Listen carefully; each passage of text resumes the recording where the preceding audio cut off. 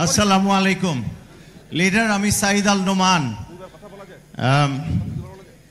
আমি আপনার শব্দ চয়নে, আপনার চোখে মুখে প্রতিটি শব্দে মানব প্রেম দেখছি।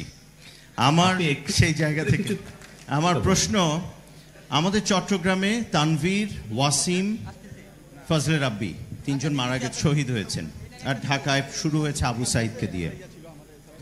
তাদের ঋণ আমরা কিভাবে পরিশোধ করব আমরা জানি না। আর অনেক মানুষ নিহত হয়েছে, আহত হয়েছে হাজার হাজার পরিবার।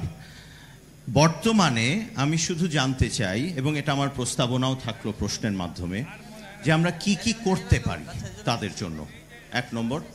আর যদি ক্ষমতায় কখনো যাওয়ার সুযোগ হয়, সৃষ্টিকর্তা এবং মানুষ যদি সবাই মিলে যদি এই বিষয়টি সম্ভব হয়, তখন কিছু করা যায় কিনা, শুধু এই ছোট্ট প্রশ্নটি। আর আমি আমার এডুকেশন সেক্টর নিয়ে কাজ করি। যদি এই বিষয়ে কোনো কথা, মোরাল এডুকেশন নিয়ে, চট্টগ্রামের এডুকেশন অনেক পিছিয়ে পড়েছে, আমরা সবাই জানি, আমরা খুবই সাফার করছি। সেই জায়গায় যদি কোনো বক্তব্য থাকে মঞ্চ থেকেও, দ্যাটস ইট। Thank you. আসসালামু আলাইকুম।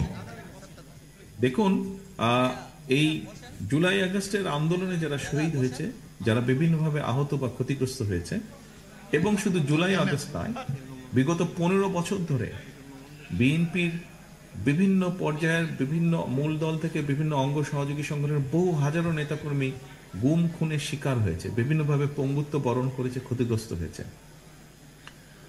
আমরা দলের থেকে বিভিন্ন সময় চেষ্টা করেছি তাদের পাশে দাঁড়ানোর জন্য।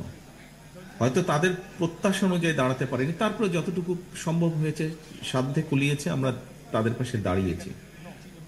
রিসেন্টলি এই পরিমাণটা অনেক বেশি, এবং যেহেতু এই পরিমাণটা অনেক বেশি, সেই জন্য আমরা আলাদা আরেকটি সংগঠন তৈরি করেছি, যাদের কাজ হচ্ছে শুধু এই মানুষগুলোকে খোঁজ খবর নেওয়ার চেষ্টা করা, তাদের পাশে দাঁড়ানো। আমরা বিএনপি পরিবার নামে একটি সংগঠন, আমরা তাদের পাশে দাঁড়াচ্ছি যারা ক্ষতিগ্রস্ত হয়েছে, সেটি গত 15 বছরে এবং জুলাই আগস্ট মাসে যারা ক্ষতিগ্রস্ত হয়েছে, শহীদ হয়েছে, সেই শহীদ পরিবারের পাশে হোক, ক্ষতিগ্রস্ত পরিবারের পাশে হোক। আমাদের যেটা পরিকল্পনা আছে, যেটা চিন্তার ভিতরে আমাদের আছে, ইনশাল্লাহ আমরা সরকার গঠন করার সুযোগ পেলে যারা ক্ষতিগ্রস্ত হয়েছেন বিভিন্ন সময় বিগত আন্দোলনে, তাদেরকে আরো বেটার ভাবে সাহায্য করা, এবং যারা শহীদ হয়েছেন এরকম যারা মানুষ আছে, আমরা দেশে বিভিন্ন রাষ্ট্রীয় বিভিন্ন স্থাপনা তৈরি করতে হবে, আমাদের বহু স্কুল কলেজ তৈরি করতে হবে, ব্রিজ কালভার্ট রাস্তাঘাট তৈরি করতে হবে, হাসপাতাল তৈরি করতে হবে। আমরা মনে করি যেখানে যারা শহীদ হয়েছেন, যেমন আপনি শহীদের কথা বলেছেন, আবু সাইদের কথা বলছেন, আবু সাইদ ঢাকার না, আবু সাইদ রংপুরের। এরকম যারা যেই জায়গায় আছেন, আমরা তাদের নামে এক একটা করে স্থাপনা তৈরি করব, যাতে করে তাদের নামটা সারা জীবন সেখানে রয়ে যায়।